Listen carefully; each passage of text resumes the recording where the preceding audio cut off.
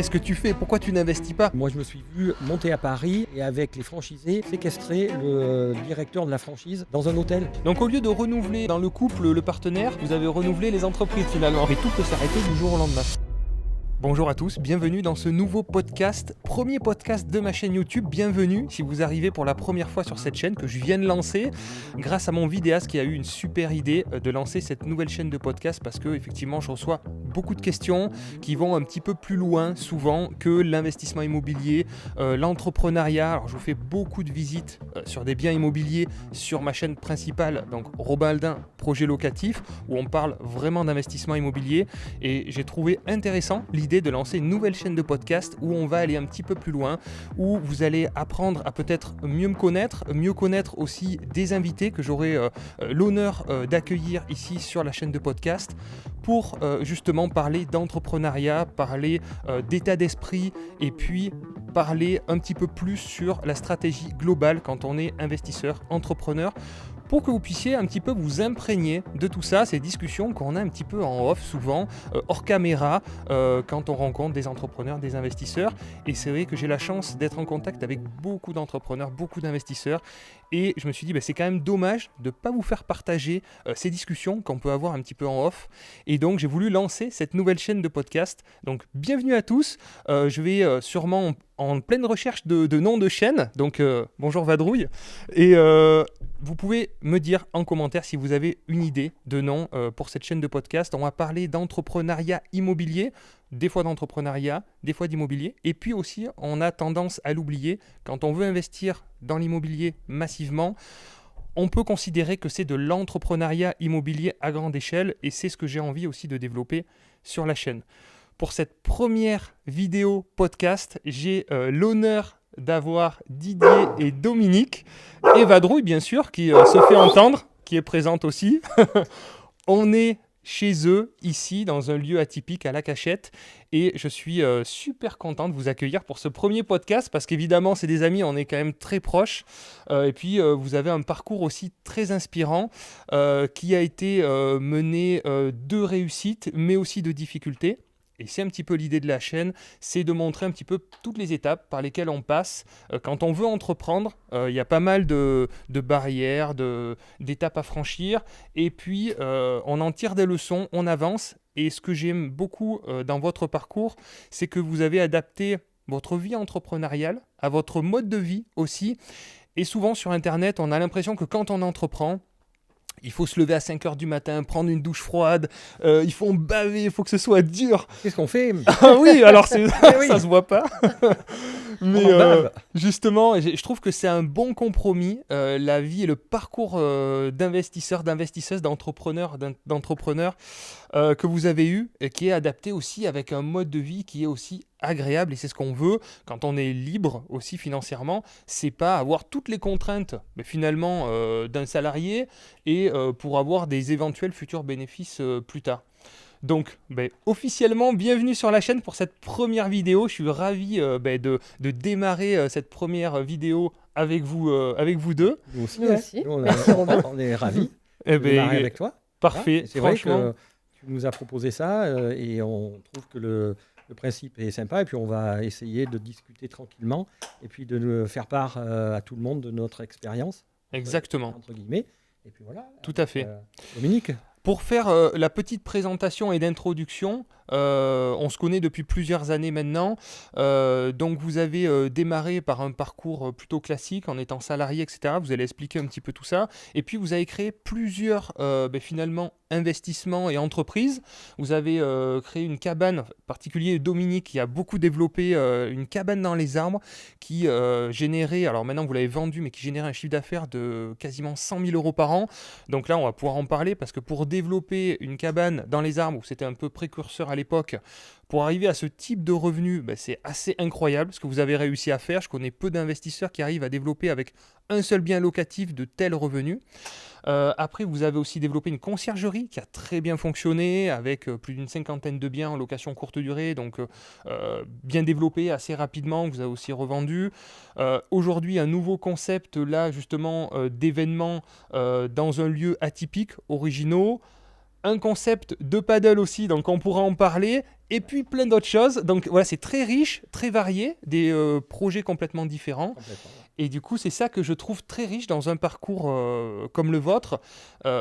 C'est la diversité, la variété, et en plus de ça, en fait, vous faites tout en couple. Et ça, c'est assez rare de trouver ça. Et donc, merci Dominique aussi de participer à ce podcast, parce qu'on a aussi beaucoup de femmes qui ont peut-être des barrières limitantes, des freins à passer à l'action. Nous, les hommes, on est peut-être un peu plus fonceurs, on se pose un petit peu moins de questions, peut-être aussi.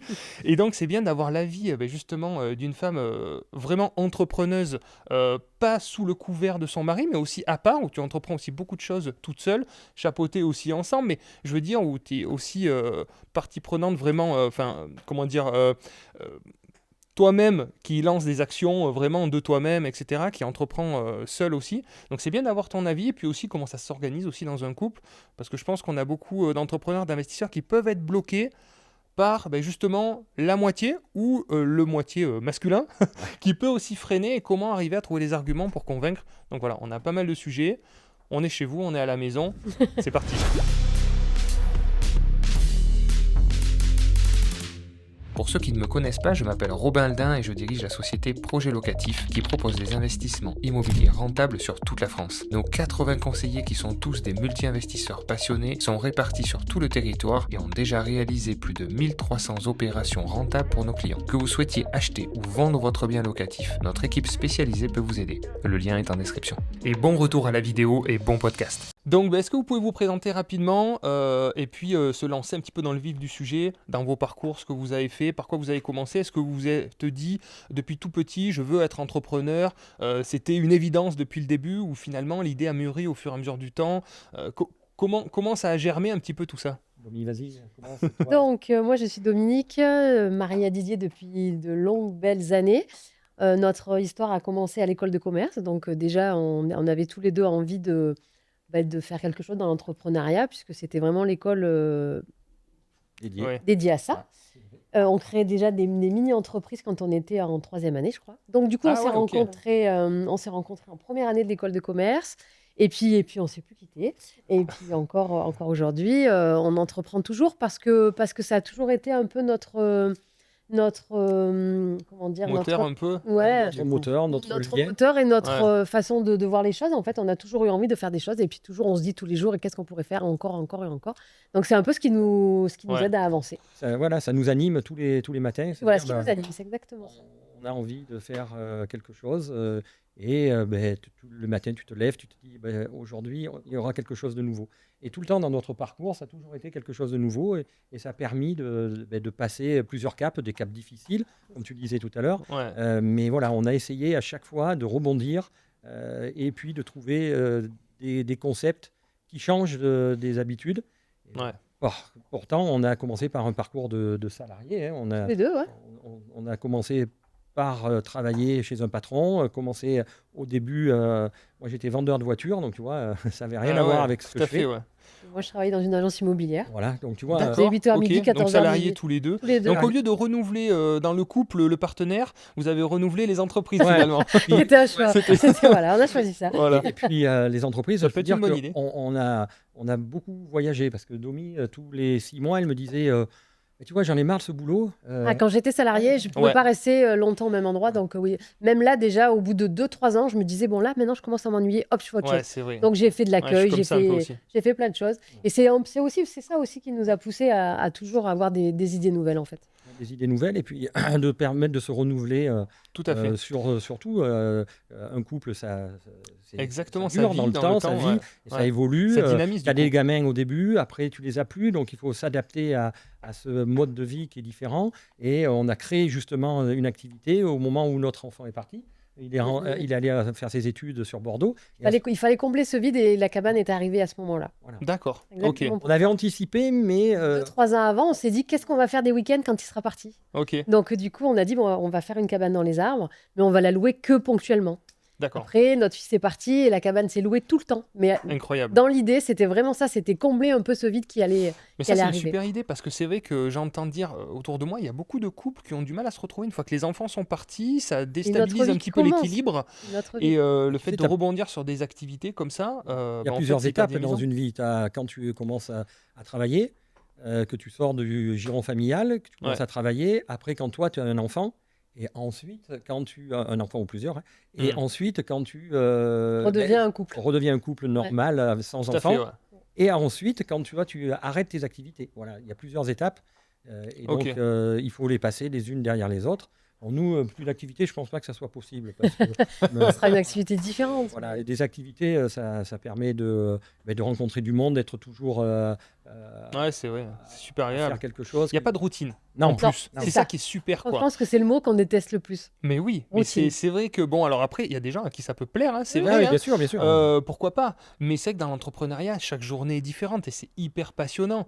Moi, il y a des journées où j'ai pas de rendez-vous et en fait, je reçois des appels, c'est des messages et hop, ça rebondit sur des mails, sur une visite, sur une visio, etc. Et en fait, c'est génial. Rien ne se ressemble, c'est hyper riche. En termes d'échanges. Depuis qu'on a créé, donc on a fait différentes activités, il n'y a pas une journée qui se ressemble. Alors après, tu as des difficultés, tu as des fois où c'est pas évident, bien sûr, tout chemin d'entrepreneur est difficile, mais par contre, il est passionnant parce que c'est jamais la même journée qui se passe. Voilà. Donc, la première activité vraiment qui a généré des revenus, c'est la cabane, où vous avez créé autre chose avant. Ouais. Quel est votre parcours? Voilà, vous étiez salariés tous les deux, vous avez créé quelque chose en parallèle, comment ça s'est organisé? Si on peut prendre le cursus au début, de votre parcours. Toi, tu étais salarié, moi aussi. Ouais. Et puis, à un moment, moi, j'étais dans l'automobile, et puis il y a eu une opportunité de racheter une franchise de location de voitures. D'accord. Voilà. Okay. Donc, avec des salariés, et on était jeunes, mais on a dit, allez, on se lance dedans. Donc, on a racheté cette société de location de voitures sous franchise. Et là, c'est le parcours de l'entrepreneur que tu ne veux pas, mais où on a été malheureusement contraint de déposer le bilan au bout de 4 ou 5 ans. 5 ans. Ouais, 5 ans, parce que le franchiseur a déposé le bilan. Donc, nous, franchisés derrière, on a essayé de rebondir, on a perdu de l'argent, mais on a été contraints et forcés de déposer le bilan, de licencier des salariés qui étaient des potes. Voilà, et ça, c'est un parcours qui arrive très souvent dans l'entrepreneuriat. C'est votre première aventure entrepreneuriale vraiment concrète, quoi. On avait à peine 30 ans. Ouais, on n'avait pas 30 ans. Donc c'est dur de commencer par on travaillait ensemble, mais on travaillait déjà ensemble. Moi, j'avais arrêté mon travail pour travailler avec Didier. Didier avait pris son frère aussi avec lui, donc c'était vraiment une histoire de famille. Ah ouais. Et donc, on s'est tous plantés ensemble. Donc, c'est lourd. Ouais, c'est lourd moralement.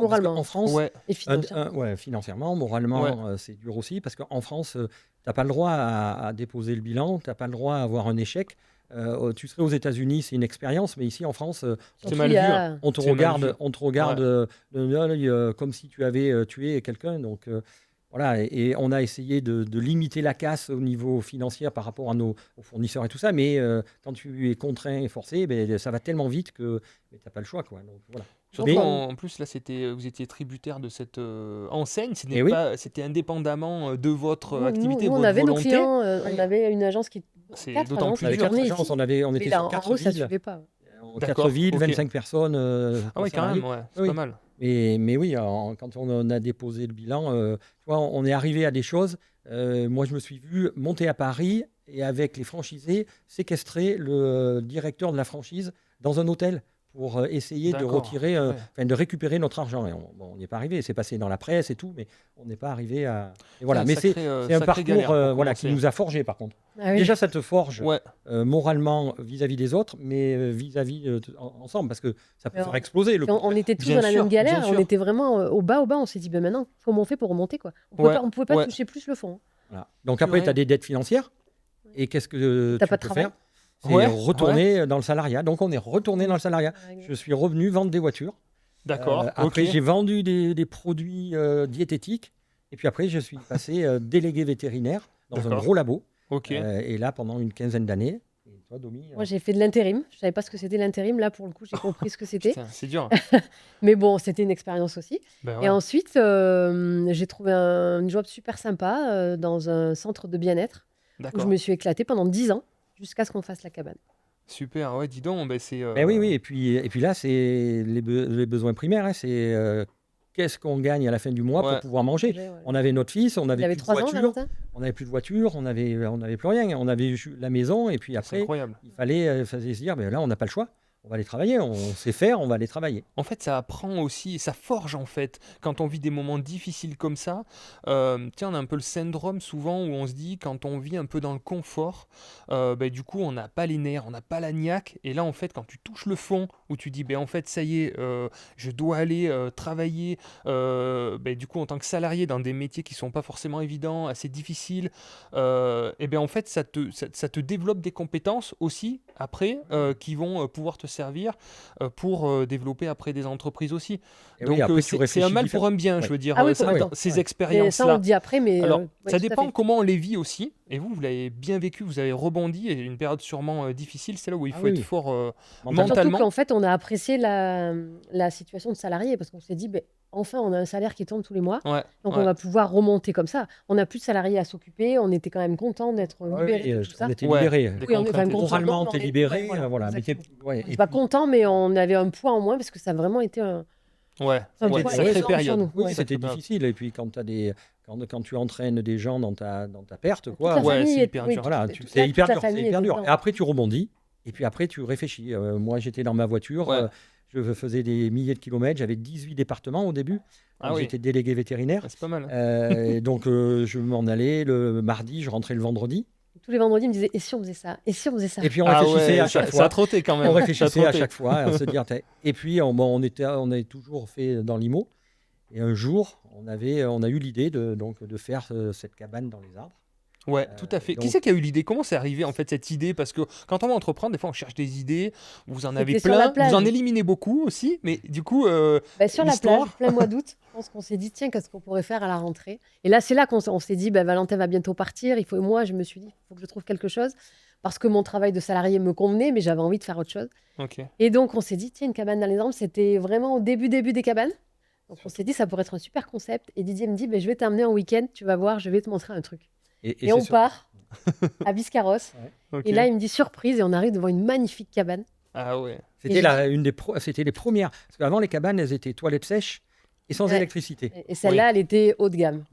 Et Très bien, ouais, donc c'est on vrai a qu'il y avait dit, des inconvénients quoi. sinon. voilà, on est dans un petit village de 1000 habitants. En face de chez nous, on a un terrain. Notre fils faisait des cabanes dedans. Et j'ai dit à Domi, ben voilà, là, on pourrait faire une cabane. Alors, pas miniature, mais on va faire une belle cabane. Une vraie cabane. Et par contre, on va faire quelque chose de haut de gamme. Parce que D'accord. les cabanes sans eau, sans électricité, pour faire venir des gens dans un village de 1000 habitants, qui n'est pas un village touristique, les gens nous prenaient pour des Mais fous. parce qu'il faut préciser, la cabane qui a généré autant de chiffre d'affaires, elle a été faite dans un village de moins de 1000 habitants. C'est assez incroyable. Hein. Et pas dans un lieu touristique à proprement dit. Ouais. On est dans une belle région, mais c'est pas un lieu hyper Pas du tout touristique. Hein. Il n'y a pas de très grosse ville à proximité ou d'attractivité particulière. Hein. Et donc, du coup, quand on a commencé, on a fait venir des constructeurs. Enfin bon, là, et puis là, tu es dans un autre schéma. Tu es le schéma mode killer et on va faire quelque chose. Alors, Domi a beaucoup travaillé au niveau déco, au niveau tout ce qui était autour de la cabane. Ouais. Et après, moi, c'était sur le concept, comment on allait développer ça. On avait chacun notre poste, en fait. Ouais. D'accord, vous Mais- étiez répartis un petit peu les rôles. ça. et C'est ce qu'on dit dans les associations en fait. hein, complémentarité. C'est ça. En Mais fait. comme tout le Vous temps. n'aviez tout pas le les temps. mêmes choses. Non, on ne faisait pas les mêmes choses, mais par contre, tout le temps, on était en pleine discussion, en pleine réflexion, ensemble. Voilà, il n'y avait pas un moment où on disait, tiens, on fait ça, on améliore comme ça, qu'est-ce que tu en penses voilà, Après, on a gardé la cabane 10 ans et on a Ouais. parlé cabane 10 ans, matin, midi, soir. C'était même pas une contrainte, c'était vraiment un bonheur de l'avoir. Et puis, dans Ouais. un couple, déjà, il faut de la communication, mais quand tu travailles en plus, il faut encore plus de communication. Exactement, mais justement, où ça commence et où ça s'arrête dans le couple, justement, quand on entreprend ensemble, on a des sujets communs comme ça, tout s'entremêle, j'imagine. Est-ce que du coup, ça encourage les désaccords, les disputes, du coup, ça rebondit dans votre vie de couple négativement, positivement? Comment ça s'est un petit peu articulé, Positivement, organisé? très positivement, mais on s'est jamais dit, on parle pas travail à la maison. Nous, on a toujours tout mélangé, Ouais, tout le temps, ouais. tout le temps. Il n'y a pas de week-end, il n'y a pas de semaine, encore plus depuis qu'on a arrêté tous les deux d'être salariés. On a toujours tout mélangé. Il y a pas de dimanche, il y a pas, on Ouais. part pas en vacances comme les autres. On peut partir en week-end la semaine, voilà. Mais oui, mais en fait, Et c'est la comme ça que vérité, ça c'est marche. ça. La Nous, on est vérité, c'est libre, ça. par contre. Mais libre, mais quand même toujours Toujours contraint tenu par un petit truc, Ouais. par un fil. de faire quelque chose, d'être présent au bon moment. Et puis, quand il faut travailler, tu ne regardes pas les horaires. Tu ne fais pas du 8h midi, 14h, 18h. Tu travailles comme Domi. Le dimanche, on travaillait. Il fallait se lever. Même le 31 décembre, quand il y avait Ouais. quelqu'un au soir, nous, Noël. Noël, le 1er janvier, il fallait y être. Amener le petit tout à fait. déjeuner à la poulie, il fallait y être. Et à 9h, parce que les gens voulaient le petit déjeuner à 9h. Et si tu t'étais couché à 5h ou 6h, il fallait y être quand même. Ça, c'est bien de le dire parce qu'on voit beaucoup des fois sur les réseaux des personnes qui entreprennent, qui ont des vies de fous, de malades, où ils ont l'impression qu'ils sont tout le temps en liberté. Mais il faut bien comprendre que l'entrepreneuriat, c'est beaucoup, beaucoup, beaucoup de travail. Et c'est vrai qu'on ne le montre pas assez, on ne le dit pas assez dans les réseaux. Il y a des phases où effectivement il y a beaucoup de travail et on peut atteindre un certain moment, un certain niveau qui peut permettre de se dégager du temps. Mais il ne faut pas croire que dès qu'on va entreprendre, on va être libre, on va faire ce qu'on veut, et ça empiète tout le temps sur la vie privée. Ma femme me le dit souvent, arrête avec ton téléphone, arrête. Mais c'est vrai que comme en plus on est passionné et que quand on est entrepreneur, effectivement on a toujours des sollicitations diverses et variées, il faut comprendre que ça empiète tout le temps, et ça c'est qu'il faut une bonne compréhension aussi de sa moitié pour que ça puisse fonctionner, parce que forcément les limites sont difficiles à mettre. C'est pas comme un salarié qui termine à 18h, qui a ses week-ends. Et effectivement, j'ai eu un associé qui a fait ça. D'ailleurs, ça n'a pas fonctionné, on ne s'est pas entendu, qui partait en vacances et on avait une entreprise ensemble. Et il me disait, mais moi, en fait, je coupe. Pendant 15 jours, je coupe. Mais je n'arrivais pas à comprendre. Mais il était vraiment habitué à être salarié. Et du coup, il coupait, en fait. Mais je suis là, mais il y a des décisions, on doit s'envoyer des messages. Enfin, du coup, la combinaison n'a pas fonctionné, en fait, parce que surtout au début, il faut être prêt à tout donner, il faut être prêt à donner beaucoup d'énergie, du temps, il ne faut pas compter pour que ça fonctionne. D'autant plus quand c'est en couple. Parce que toi, ton C'est associé. parce que justement, on est sur la même longueur d'onde. Oui, on est sur la même longueur d'onde, mais toi, ton associé, il est associé financièrement, mais tu ne l'as pas tous les soirs, tous les jours avec toi. Oui, mais tout à fait. nous, il fallait qu'on arrive aussi à trouver un équilibre entre la vie de couple, la vie de famille et la vie professionnelle. Voilà. Et on y est arrivé. Ouais, franchement, et oui, parce que et puis on est reparti. Il y a eu un paquet d'étapes. Voilà. Et puis on a continué à faire d'autres choses. Ouais, tout à fait. Mais alors, cette cabane, quand même, pour juste terminer un peu sur la cabane, comment vous avez réussi à la développer avec ce montant de chiffre d'affaires? Vous étiez hyper impliqué, vous avez mené pas mal d'actions, vous étiez précurseur, parce que ça ne se faisait pas, c'était il y a 12-13 ans, en fait, ça se faisait pas. Et je te disais, comme tout à l'heure, il y avait des cabanes sans toilettes sèches, et sans électricité. Et nous, on a dit, et puis un peu rustique. Ouais. Et nous, on a dit, on va faire quelque chose, parce que Domi adore la déco, et quelque chose de contemporain, mais on va surtout faire un concept haut de gamme. On était les premiers en France avec un sauna et un jacuzzi dans la cabane. Donc tu vois, c'était vraiment la première en France. Et du coup, malgré qu'on soit dans un petit village, on a eu du monde tout le temps. Au début, on voulait louer que les week-ends pour, entre guillemets, on s'est dit, on va s'occuper. Voilà, c'était ça. Et puis après, ça s'est développé. On avait des réservations tous les jours. Et puis on était précurseurs aussi sur les réseaux, parce qu'à l'époque, il y avait Facebook, mais Instagram n'existait presque pas. Et on a développé avec Facebook, Instagram, et on a eu une communauté, on nous a suivis. Et puis les gens réservaient, et puis revenaient, et puis super. On arrivait à faire entre 300 et 320 nuits par an. Et ce qui est important de dire, c'est que c'est sans la plateforme Airbnb en plus. Airbnb n'existait pas à l'époque, très peu, donc on était indépendant d'eux, de Booking. Il y avait notre site internet, on avait un site internet, donc nous, toutes les réservations étaient en direct. 80. Mais c'est ça qui est incroyable, en fait, c'est que vous avez réussi à développer une communication en local. Je sais que Dominique, tu étais très impliqué aussi dans la communication locale, dans les réseaux. En fait, on a beaucoup, beaucoup travaillé en local. Mais je pense que le secret, c'est qu'on y a mis beaucoup de cœur dans cette cabane. Et ça s'est fait, mais de fil en Ouais, tout à aiguille, fait. comme ça, de bouche à oreille. Et les gens étaient. Enfin, dès le début, ça a bien démarré. Les gens étaient contents, en ont parlé. On a Vous beaucoup avez une travaillé en histoire. local. Domi racontait une histoire. Oui, je racontais notre histoire à Et chaque oui, fois. et oui. Et les gens, Mais ils ça aiment s'est ça. fait vraiment très facilement. Il y a eu beaucoup de fluidité dans ce projet. Tout à fait. Les Donc, gens aiment ça, que on racontait notre histoire, mais pas pour raconter pendant 3 heures notre histoire, mais les gens, ils sentaient qu'on était impliqués. Domi, elle faisait l'accueil tous les jours. Donc, c'était vraiment le truc, l'accueil, le repas, le petit déjeuner. Voilà, les gens partaient avec une superbe impression, et puis ils disaient on va revenir, et soit ils revenaient, soit ils offraient en cadeau. On a mis beaucoup d'humains dedans. Beaucoup d'humains. Mais c'est vrai que moi j'ai beaucoup apprécié, j'ai fait une nuit aussi, c'est hyper agréable. En plus, c'est plein de bonnes énergies, on vit des très bons moments, on fait l'accueil, souvent c'est des personnes qui viennent pour passer un bon moment en couple, ils repartent, ils sont détendus, enfin je veux dire, l'ambiance est vraiment top.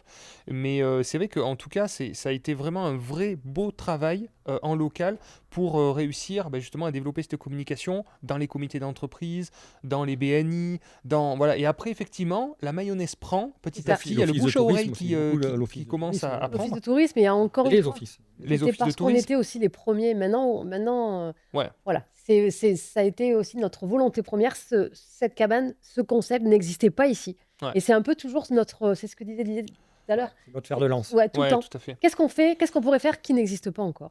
Ouais, c'est vrai que chaque fois que vous avez des idées, c'est à chaque fois des nouveautés. Alors, il y en a qui aboutissent, il y en a qui aboutissent pas. Ah, il y en a plein qui n'ont pas abouti, il y en a plein qui n'ont pas abouti. Mais oui, c'est ça, c'est pour ça. Avant de faire la cabane, on avait plein d'autres idées et elles ont pas abouti. Voilà. Ouais, et après, tu te lances sur un truc et puis tu essayes. Mais toujours, on essaye d'avoir une petite longueur d'avance pour proposer quelque chose, pas qui n'existe pas, mais qui est un peu original et dans les solides, tout le temps.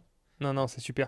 Et du coup, à quel moment vous avez quitté votre boulot pour vraiment vivre de votre revenu d'entrepreneur? Est-ce que ça a été au moment de la cabane? Est-ce que ça a été au moment où après vous avez lancé une conciergerie qui s'est rapidement bien développée? Est-ce que c'est à ce moment-là ou comment ça s'est un petit peu organisé? Parce que c'est difficile de quitter son boulot, de franchir le pas. Moi, je le vois tous les jours au quotidien avec les conseillers projets locatifs qui font des ventes pour les clients projets locatifs, et il y en a qui sont encore salariés qui ont du mal à franchir le pas.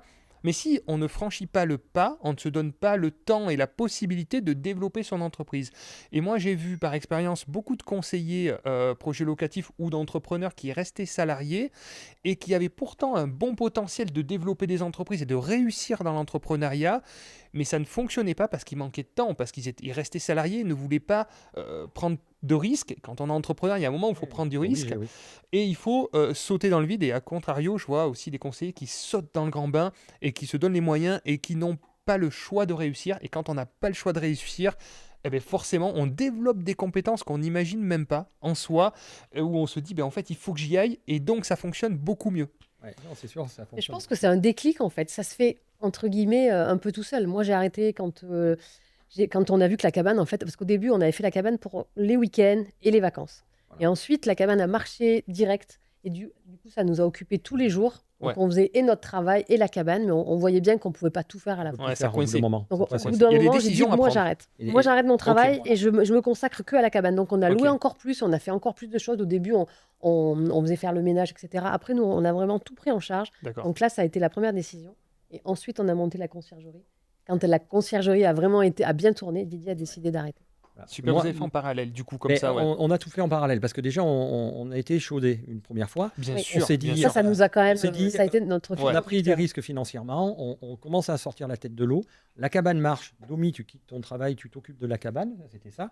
Moi, je garde mon boulot en parallèle, et on va faire autre chose. Parce qu'il y avait des gens qui nous disaient, voilà, on vient en vacances à votre cabane, c'est super, mais le prix, il était quand même assez élevé. Mais après, on voudrait continuer dans la région. Et est-ce que vous connaissez des appartements qui se louent? Et ça, on était dans les années, c'était en 2015-2016. Donc, bon, il n'y avait pas à l'époque Airbnb, ça commençait et tout. Et puis, il n'y avait personne qui s'occupait de cela. Et là, toujours pareil, on a commencé à réfléchir et se dire, on va lancer une conciergerie. Et quand on a lancé une conciergerie... Vraiment, ça n'existait pas. Aujourd'hui, ça paraît hyper commun. Ouais, mais même à l'époque, quand on disait conciergerie, les gens nous disaient, mais de quoi vous parlez en fait? Ils faisaient l'amalgame avec Airbnb. Ah, vous êtes Airbnb? Non, on est une conciergerie, on s'occupe. Donc là, on a développé un autre concept qui était dur aussi au début à lancer. C'était surtout trouver les propriétaires. Parce que maintenant, on se rappelle ça, il y a 10 ans, les gens, ils ne savaient pas qu'ils pouvaient confier leurs biens à quelqu'un pour de la location saisonnière. Oui, pour de la location nue, ça, les gens... Longue durée. Ils voient une agence immobilière, ils le savent. Mais de la conciergerie, non. Et là, Domi a fait beaucoup de réseaux pour expliquer tout ça et on a commencé à développer le parc avec nos propres biens au début. On avait 1, 2, 3, 4, 5, une dizaine de biens et puis on est monté à 50 biens. Voilà. Et à partir de ce moment-là, ça a généré des revenus de la cabane, séjour à Brive, et après là, on fait la conciergerie. Et là, on a dit, maintenant, je peux m'arrêter. Très bien. Puis, on avait déjà, nous, avant, franchi le pas de salariés à l'entreprise, mais et donc là, on a dit, allez, on peut y aller tous les deux. Super. Et donc, on a dit, maintenant, on va travailler. C'est parti. Ensemble encore. Et on a mené et la cabane et la conciergerie de front. Ouais. Voilà. Excellent. Mais on était libres déjà. Oui, tout à fait. Mais c'est pas mal, c'est un bon concept. On peut faire en parallèle, mais il y a un moment où effectivement ça coince, il y a des décisions à prendre. Et ça, c'est pas évident, surtout quand on a en plus vécu une première mauvaise expérience. C'est peut-être ce qui nous a freiné. On aurait peut-être pu le faire plus tôt, mais cette expérience-là nous a un petit peu freiné. Maintenant, on n'y pense plus, mais on y a pensé pendant. Elle a vraiment été là pendant des années. Et puis tu vois, le déclic, on s'était rencontrés, Robin, lors de rendez-vous dans l'IMO, discuter avec certaines personnes. Parce que c'est ça, c'est surtout à un moment, il faut s'entourer de gens qui sont des entrepreneurs, qui passent le cap. Mais parce que quand tu es tout seul, tu te dis, il y a des fois, tu as des freins. Tu te dis, on ne va pas le faire. Et puis quand tu rencontres des personnes qui ont un mindset, on en parle souvent, du mindset, c'est hyper important. Qui est un fonceur et tout ça, et tu te dis, attends, eux l'ont fait, pourquoi nous on ne le ferait pas? Et après, tu te lances. Et puis tu te jettes à l'eau et puis tu te dis, allez. Non, mais c'est hyper important de s'entourer des bonnes personnes qui ont la bonne énergie. Si vous en parlez malheureusement, l'entourage proche, souvent la famille, etc., ils peuvent des fois donner des mauvais conseils parce qu'ils veulent protéger, ils ont peur. Et c'est être entrepreneur. Qui plus est, en France, c'est hyper compliqué, c'est très difficile. Vous allez avoir énormément, je pense que vous êtes passé pour des fous quand vous avez voulu lancer votre cabane. On a dû vous dire, mais attendez, mais qu'est-ce que vous faites, une cabane dans les arbres? Il y a de ça 12-13 ans, enfin c'est n'importe quoi.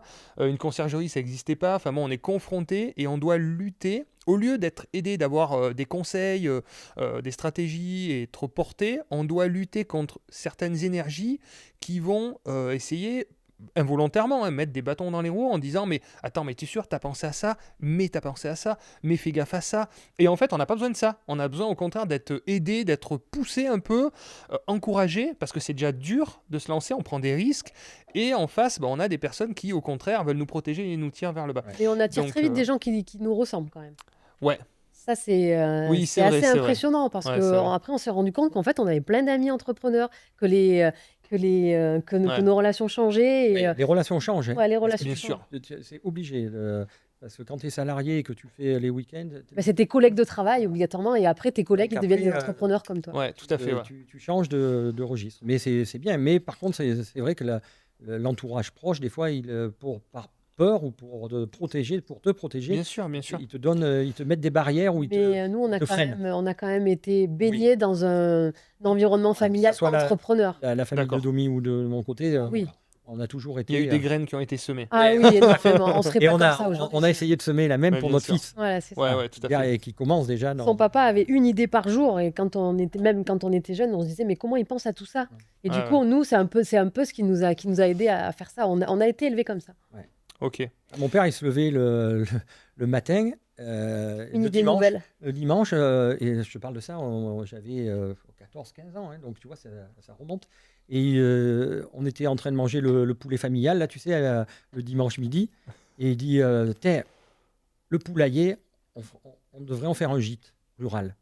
À l'époque, les gîtes ruraux, ça n'existait pas beaucoup non plus. Il dit, voilà, pourquoi on ne ferait pas un gîte? On y va. On finit le poulet, on est allé dans le poulailler et on a commencé à prendre les mesures et tout. Et 15 jours après, on commençait à creuser pour faire le gîte et il a marché pendant une quinzaine d'années. C'est ça. Voilà. Excellent. Donc, on n'est pas devenu comme ça par hasard. Ouais, tout à Non, fait. pas Mais du c'est vrai ça c'est top quand on a des graines comme ça qui sont semées.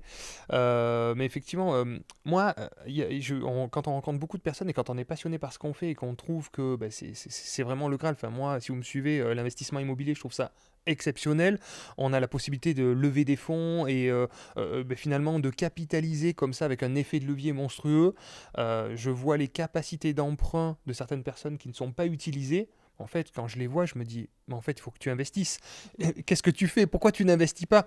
Et j'ai été confronté par des et des personnes qui ne sont pas forcément câblées pour investir, pour entreprendre. Et au début, je me bataillais. J'étais là, mais en fait, mais si, mais il faut le faire. Dès qu'il me faisait une remarque, mais les impayés, dès qu'il me faisait une objection, je trouvais une solution en face à chaque fois.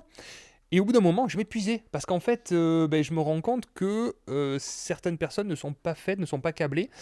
Et donc maintenant, en fait, c'est un peu peut-être dommage, je sais pas, mais je me concentre sur des personnes qui sont ouvertes d'esprit et qui réceptionnent les informations pour qu'elles soient productives. Parce que je me suis vraiment épuisé à essayer de convaincre des personnes qu'on ne peut pas arriver à convaincre finalement. Oui, et donc, c'est pour ça, je vous le dis, parce qu'on a des fois des évidences où on se dit, mais tiens, cette personne-là, elle devrait investir, elle devrait le faire. Vous allez vous tuer à la tâche à essayer de convaincre des personnes que vous n'allez pas pouvoir convaincre. Donc ça, il faut l'accepter aussi. On n'est pas tous fait pareil, en fait. Non, mais au contraire, tant mieux même. Ouais. Tant mieux parce que comme ça, nous, toi, tu vas sur un chemin que les autres ne vont pas. C'est ça le but. Mais quand il y a des gens que t'aimes bien, tu vois, en fait, moi je me disais, putain, mais lui, en fait, mais je l'aime bien, il a des capacités, des compétences, mais il faut absolument. Mais ça va être simple pour lui. Mais non, il y a les mais et il y a les et. On a souvent dit. Il y a ceux qui disent et. Donc, tu peux faire ça. Ah oui, et tu peux faire ça en plus. Et tu as souvent ceux qui vont dire, ouais, mais. Ben, du coup, ceux-là, tu les classes un petit peu dans la catégorie où, ok, ils vont rester salariés parce qu'il se trouve beaucoup d'excuses. Et tu as ceux qui ont l'esprit entrepreneur.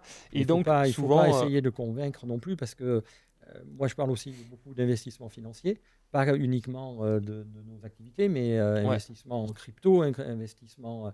Et tu ne peux pas convaincre les gens. Moi, j'ai des potes, ils me disent, ben non, la crypto, j'y comprends rien. Deux, ça ne m'intéresse pas. T'as pas peur. Voilà. Et mais tu peux partager ton expérience. Et du coup, des fois, ça les fait décider aussi. Oui, ça fait son chemin aussi, des fois. Ça fait le chemin, mais tu ne peux pas non plus forcer les gens. Parce que sinon, tu t'épuises. Moi, ça a fait mon chemin. Parce que tu me parlais de crypto, je me reconnais un peu. Bon, moi, je suis pas très crypto, mais c'est vrai que j'en avais acheté, j'ai revendu. Bon, faut s'y intéresser, il faut comprendre. Voilà, moi, je suis pas spécialiste. Mais tu as réussi petit à petit à m'initier. Tu m'as amené dans un séminaire, justement, avec Éric Larchevêque. C'était hyper intéressant. Et du coup, ça m'a familiarisé un petit peu plus avec ce domaine-là. Là, je parlais pas forcément de toi, parce que toi, tu as quand même l'esprit ouvert et puis tu fonces depuis des années, mais après tu peux pas, t'es focus immobilier, entrepreneuriat, l'investissement en crypto c'était pas ton truc pour le moment, et puis maintenant ça fait on peut pas être bon partout. Mieux, ça fait moi c'est ma philosophie, on peut pas être bon partout. Mais par contre t'en as qui travaillent, qui disent je laisse mon argent au livret A. Moi j'essaye de leur expliquer qu'il y a d'autres choses, mais après, moi je suis pas conseiller financier, mais je parle de mon expérience et nous on essaye de diversifier notre patrimoine. Il faut diversifier, en fait, plus on a de sources de revenus différentes, c'est ce qu'on nous apprend pas à l'école, plus on a de la sécurité, en fait. Quand on a un salaire, on se fait virer.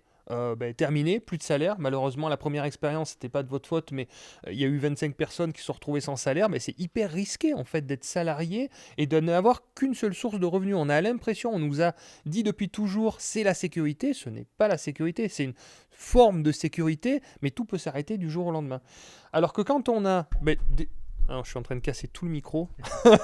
Je suis pas habitué, hein, c'est les premiers podcasts, il va falloir être indulgent. Quand on a des revenus locatifs, quand on a des revenus peut-être de dividendes de bourse, quand on a des entreprises qui peuvent tourner plus ou moins en automatique, on a des revenus complémentaires, on peut avoir des revenus de la crypto, on peut multiplier comme ça les sources, et quand on en a une qui tombe, on en a encore 8 ou 9 autres qui continuent de fonctionner. Et donc ça dilue le risque, ça permet de diversifier. Et ça permet de mieux sécuriser finalement ses revenus dans la durée, quoi. Donc voilà. Et après, tu vois, nous, on a décidé, à cause de toi, Non, allez, c'est pas à cause de toi. Grâce. Ça y est, c'est ma faute. Non, Attention, non, si non, c'est mais tu positif, vois, ça va, si c'est négatif, on je a prends eu, pas. j'ai eu l'opportunité de vendre Séjour à Brive, enfin notre conciergerie. Exact.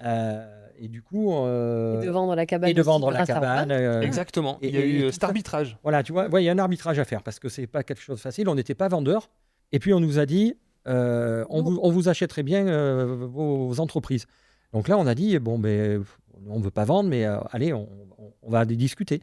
Donc pour la conciergerie, on a discuté, ça s'est fait. Et puis après, tu es arrivé et en jouant au padel, tu m'as dit, tiens, pourquoi on ne vendrait pas ou pourquoi on ne ferait pas quelque chose sur la cabane. Et puis là, j'ai dit à Dominique, ben, allez, il y a Robin qui veut éventuellement nous vendre la cabane. Et j'y ai pas cru.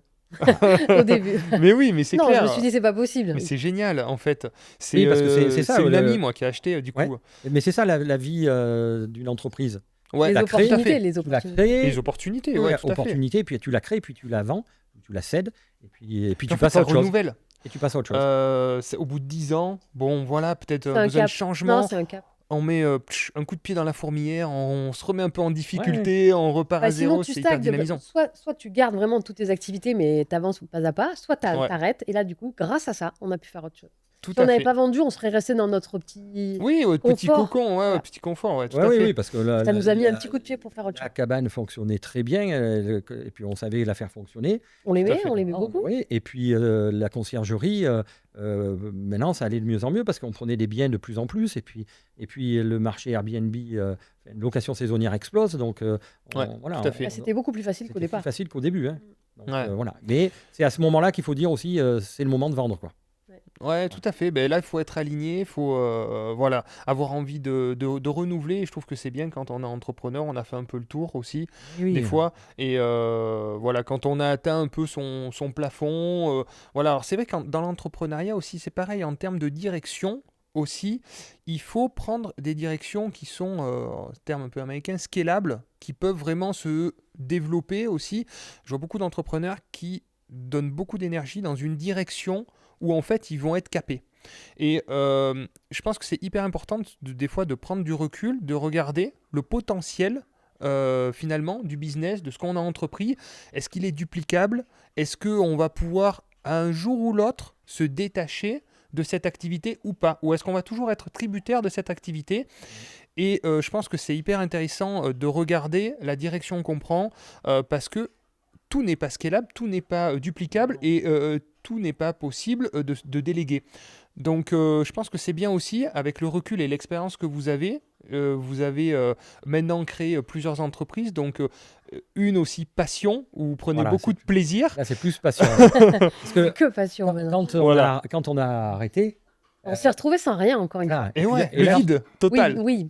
C'était le vide, pas dans la même situation que le dépôt de bilan, bien entendu. Ouais. Mais c'était encore une fois où on était. Mais qu'est-ce qu'on fait? Mais qu'est-ce qu'on fait? Comment on rebondit Mais c'est encore? bien de Parce se qu'il mettre en fallait difficulté. rebondir aussi d'une C'est là où on a manière. les énergies qui se mettent Ouais. à marcher, quoi. Qu'est-ce qu'on fait? Mais on était bien content parce qu'on a vendu et on s'est dit, ben, maintenant on va en profiter un peu. On va. Mais on n'a pas su faire. Donc, mais on avait toujours au fond de nous-mêmes, bon, mais voilà, il faut quand même. On a envie de faire quelque chose d'autre. Ah ouais, c'est Vadrouille qui passe. On pouvait pas Ouais, se sympa. dire on ne fait rien. Oui. Mais Tout oui, de mais suite, on bien s'est sûr. dit qu'est-ce qu'on va faire maintenant de notre temps. Dans l'idée, en c'est fait. sympa au bord d'une plage, mais Oui, au mais bout on de a- 15 ouais, jours ou 3 justement. semaines, un mois, bon, Justement, on était au bord d'une on plage. se fait et chier. Non, on se fait pas chier parce qu'on réfléchissait et on disait, mais qu'est-ce qu'on fait? Et on avait un projet, mais un projet fou. Fou, ouais. Et on s'est dit, allez, on part. Et là, on avait tout fait. On était parti sur Biarritz. Ah Et oui. on s'est dit, on va faire un vélo crêpe. Ah oui, un vélo non. Oui, parce qu'on avait envie de s'éclater à l'extérieur. Mais ouais, c'est Voilà. sympa. Belle expérience. Ouais. Donc, le vélo crêpe, c'était, on avait tout vu. On avait vu les comment ça s'appelle, les vélos. On était allé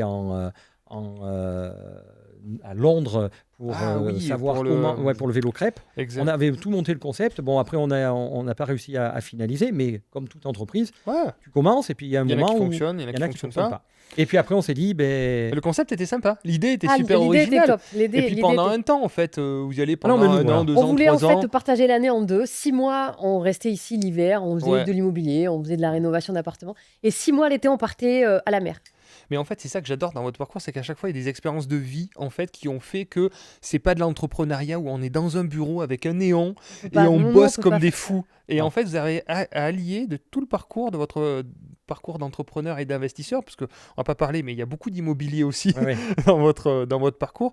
Il y a de la passion et il y a des expériences et il y a beaucoup de plaisir en fait. Oui, ça c'est hyper important. Le plaisir, parce que tous les matins... Le plaisir et la liberté. Oui, voilà. Tous les matins, quand tu te lèves, il faut avoir que du plaisir. Ouais. Et après, tu es libre. Tu vois, on peut faire ce que l'on a envie en disant, mais là, aujourd'hui, on est off. Demain, par contre, on va bosser toute la journée. Voilà, ça c'est mais ça, la liberté, primordial. C'est hyper agréable. C'est primordial. Et donc, du coup, après, on a dit, ben voilà, qu'est-ce qu'on fait et puis, on a lancé le concept. De la cachette. Surtout Domi, qui... super. Là, c'est là où on se trouve aujourd'hui. Voilà, là où on est, la cachette. Voilà, c'est un lieu d'événementiel où on accueille, là aujourd'hui un podcast, mais des entreprises qui veulent faire des réunions. On a un extérieur qui est super sympa et on fait des entreprises qui font des after-work. Voilà, on peut tout faire à la cachette. Donc, franchement, ça s'adapte à tout. Hein. Ouais, tout au milieu, par rapport au milieu professionnel. Mais c'est super agréable. Et l'idée, encore une fois, vous êtes précurseur parce que ce lieu, était à vendre, était à louer. Mais le concept, l'idée de l'exploitation, c'est vous qui avez tout créé, tout amené. Et force est de constater que ça fonctionne hyper bien. Vous avez énormément de réservations, énormément d'entreprises différentes qui viennent finalement faire des événements, etc. C'est Vadrouille. Vadrouille, elle veut participer au podcast. Et en fait, ça fonctionne super bien et je trouve hyper chaleureux pour des entreprises qui veulent créer justement un peu de convivialité, des bonnes synergies en équipe. En fait, le lieu s'y prête super bien plutôt que se retrouver dans une salle de séminaire un peu austère où on est tous en rond là autour d'une table avec quelqu'un qui fait des présentations. Là, vous faites des repas, des chefs qui viennent cuisiner, il y a des animations, c'est hyper vivant. Puis vous aussi, vous transpirez l'état d'esprit de la cachette, hyper accueillant. C'est un concentré de toutes nos expériences d'avant. Ouais. Tout ce qu'on a fait avant, en fait, on l'a mis ici, on a tout mélangé. Et ça a fait un lieu d'événement, un lieu où on accueille des gens comme à la maison. Les gens, ils viennent chez nous. Là, tu vois, tu es dans notre salon. Mais là, on est super bien. Je me sens comme chez moi. Voilà. Et les gens, quand ils viennent ici, ils disent mais on rentre chez vous. Ben oui, vous rentrez chez nous. Ah ben on va pas vous déranger. Non, c'est fait, allez-y, rentrer. Et nous, on adore ça. Avec Domi, tu vois, il y a Vadrouille qui est toujours là. Enfin bon, là, c'est comme tu fais quand tu accueilles quelqu'un chez toi. Mais super idée, super concept, encore une fois. Et donc, il y a aussi un autre projet. Donc, il y a le lancement qui est très prochainement. Là, on va le tester d'ailleurs avant. J'espère qu'on sera les premiers à le tester sur le terrain. Donc, là, c'est, tu vois, comme tu parlais de projet qui peut être soit comme là, projet passion, avec la Domi, la cachette, et après un projet scalable. Exactement. Parce que là, on monte un projet de paddle autonome dans des villes de moyenne importance pour un peu démocratiser le paddle par rapport aux grandes villes et aux gens qui ont accès à ce sport. Qui est assez cher. Qui est assez cher, mais qui est un sport qui est en pleine évolution et malheureusement n'est pas présent partout. Nous, on a dit, on va faire un paddle autonome où les gens pourront venir jouer au paddle, mais proche de chez eux. Super. Avec un concept beaucoup plus simple que des grands concepts, des grands complexes avec bars, restaurants, enfin tout et qui coûtent cher. Et nous, ce sont des paddles haut de gamme, mais de manière autonome et sans personnel. Voilà. Et c'est là où on va pouvoir scaler le business. Voilà. Bien sûr. Donc là, c'est un autre truc. Et ça ouvre début décembre. Là, donc voilà, je ne sais pas à quel moment on va diffuser le premier podcast, mais ça sera à peu près dans les périodes justement d'ouverture du premier paddle. Et ce qui est bien, c'est que vous avez réfléchi à tout le concept, donc la création de terrain, quel type de surface rechercher, les hauteurs. En fait, il y a plein de spécificités. Et l'idée de développer cette franchise, c'est de permettre à tous ceux qui souhaitent ouvrir finalement un complexe de paddle, de leur simplifier la vie en leur amenant tout le concept marketing, les modes de paiement, les matériaux, les travaux, l'urbanisme, d'avoir un vrai suivi complet, c'est ça, pour lancer et ouvrir le paddle de la manière la plus simple possible parce que vous êtes passé par là et il y a énormément d'étapes, on s'en rend pas compte, à comprendre, à connaître. Et surtout de simplifier pour que les gens puissent aller beaucoup plus vite que nous on est allé, mettre notre expérience à leur service. Donc ça, c'est hyper important. Et d'avoir quelque chose, un peu comme entre guillemets, un appartement avec des locataires. Hein. Ce sont des investisseurs qui vont investir dans un complexe de padel autonome, mais ils n'auront pas besoin d'être là H24 parce que justement, il est autonome et ça permettra de générer des revenus de façon automatique. Et voilà. Tout à fait, avec caméra de surveillance, des petites vérifications, caméra, mais ouverture ça sera, ouverture tout peut être délégué en fait. Hein. C'est vraiment l'idée. Toi, tu peux être à Bali et puis tu peux avoir un complexe de paddle au fin fond de la Creuse.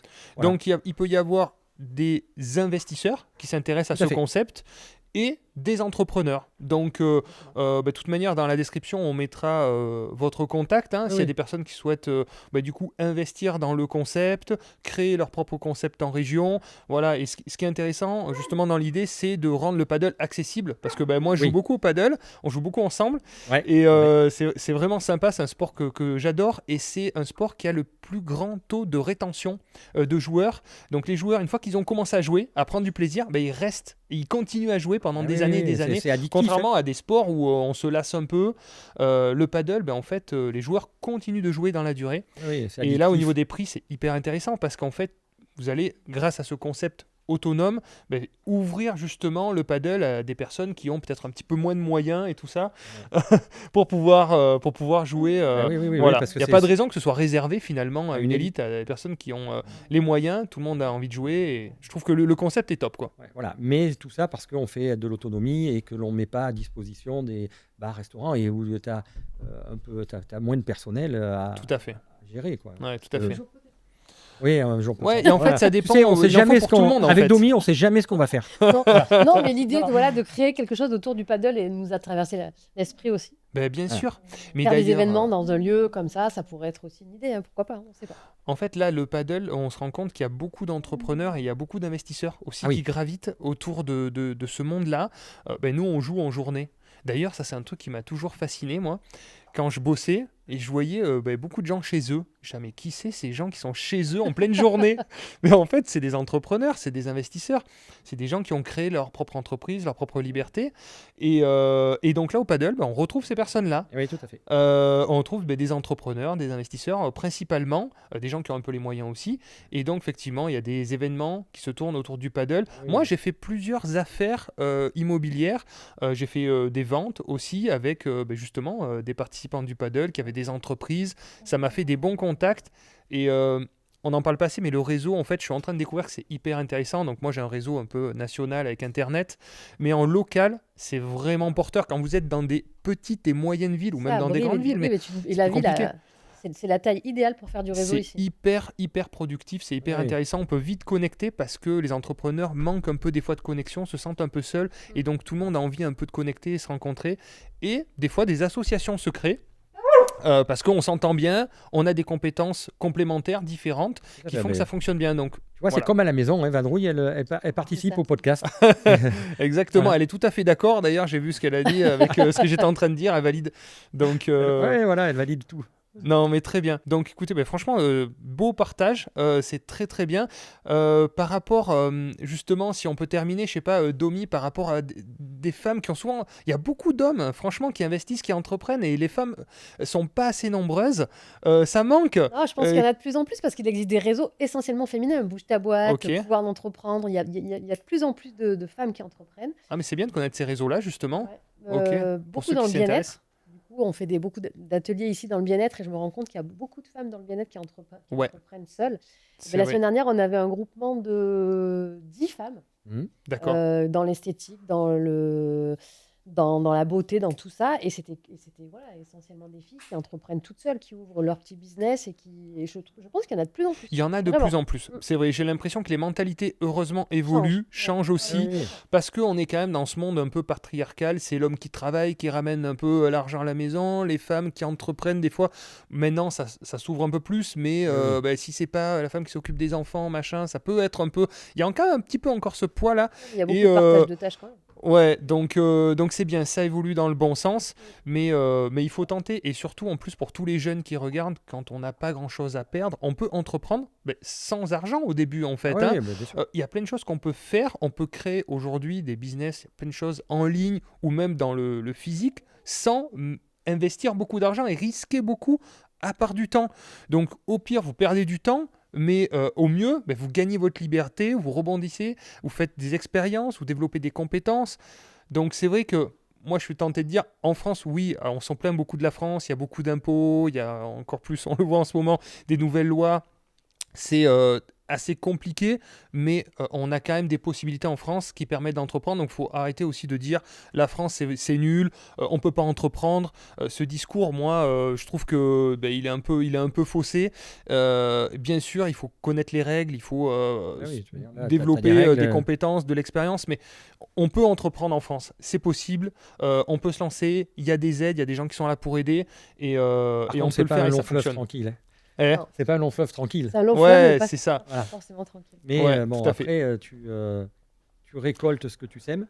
Et puis, il faut travailler. Il n'y a pas de secret. Complètement. Tu travailles différemment, mais il faut quand même travailler. Tu n'arrives pas, ou alors tu es issu d'une famille qui te donne un bel héritage. Sinon, tous les jours, il faut se lever, il faut travailler. Et puis nous, c'est ce qui nous anime et ce que l'on aime. Voilà, on se verrait pas être toute la journée là. On l'a fait pendant un moment et on a dit non, c'est pas notre kiff, quoi. Donc, tout à fait. Voilà. Et j'aime bien la phrase, c'est il y a des personnes qui font toujours les mêmes actions en attendant des résultats différents. Et si vous faites toujours la même chose, vous n'aurez pas de résultats différents. Et on est, sauf cas exceptionnel, le fruit et les résultats de ce qu'on a fait et ce qu'on a produit. Alors, sauf cas exceptionnel, il y en a qui ont eu de la chance, il y en a qui ont eu des héritages. Il y a des choses comme ça, ok, mais dans 95% des cas, ceux qui sont libres, qui sont entrepreneurs, ils l'ont créé eux-mêmes, de leurs propres mains. Ils sont partis de zéro, ils ont tout développé. Donc, faut arrêter de croire que c'est parce qu'on a gagné au loto que on a réussi.